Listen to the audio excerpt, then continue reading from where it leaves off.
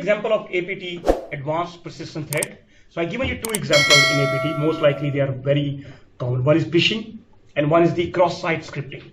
So what is the cross-site scripting? This is again advanced persistent threats come under there. So what the attacker is doing, inject a malicious script in the website. They know there is a very well-known website, for example, people are accessing day by day. They inject a malicious code in the website. Web user sitting at home, okay, they downloaded, of course, this malicious script, activated with each visit, okay. Cookies or private credentials are stolen. That is why there is a cookies policies as well nowadays in your company. Like, do you want to store these cookies in your computer or not? Okay. So basically, the cross-site scripting is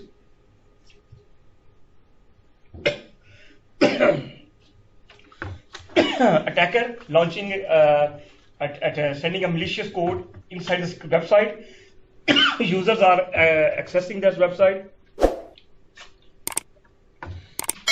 and the attacker now gaining the access to the stolen information. So this is one of the example of the two example we have.